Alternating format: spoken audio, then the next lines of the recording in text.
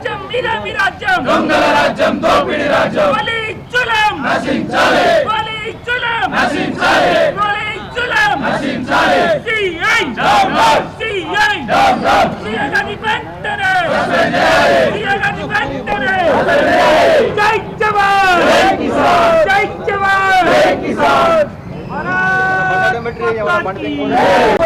ఒకవైపు ఈ కాంగ్రెస్ ప్రభుత్వం రైతు ప్రభుత్వం చెప్పుకుంటున్నటువంటి ఈ కాంగ్రెస్ ప్రభుత్వం మరి ఎద్దేసిన దేశం రైతేసిన రాజ్యం మరి చరిత్రలో బాగుపడే భాగాలు లేవు.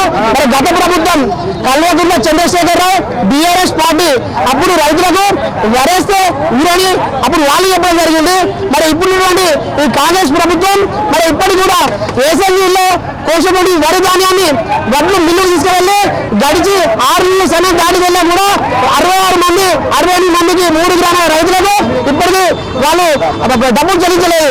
మరి దానికి నిరసన శాంతియుతంగా ఇక్కడ వెళ్ళాలలో మేము ధర్మ కార్యక్రమం చేస్తూ ఉంటే ఇక్కడ ఉన్నటువంటి వెల్లవాడ పట్టణ పోలీసు వారు ఇక్కడ సీఐ గారు మా భారతీయ జనతా పార్టీ కార్యకర్తలు ఒక రైతులు ఆయన చంద్రుతి మండలంలోనే ఆదర్శ రైతు ఆ రైతు చెంప మీద పడమని 2 దెబ్బలు కొట్టడం జరిగింది. మరి ఇప్పటికైనా ఈ పోలీసు వారు మరి కాంగ్రెస్ పార్టీ కొమ్ము వస్తున్నారా లేకుంటే వాళ్ళు ఈ కాంగ్రెస్ పార్టీకి సంబంధించినటువంటి పోలీసు వల్ల మరి ఏదో ఒక విషయం చెప్పాలి.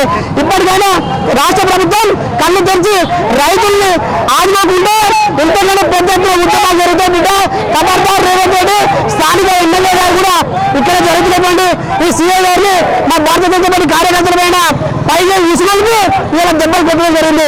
మరి గత ప్రభుత్వం కూడా రైతుల శాపాలకు బలైపోయి ప్రభుత్వం లేకుండా పోయింది. ఇప్పుడు ఉన్నటువంటి ఈ కాంగ్రెస్ ప్రభుత్వం కూడా వాళ్ళు ఈ వచ్చే 2 సంవత్సరాల తర్వాత భారతీయ జనతా పార్టీ అధికారానికి రావడం ఖాయం.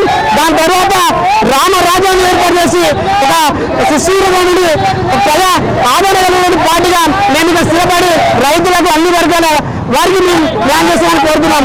ఇంకోసారి ఇలాంటి చేస్తే రానున్న రోజుల్లో ఈ కాంగ్రెస్ పార్టీకి గట్టిగా బుద్ధి చెప్తామని ఈ వెన్నాడ పట్టణం తరఫున హెచ్చరిస్తా ఉన్నాం.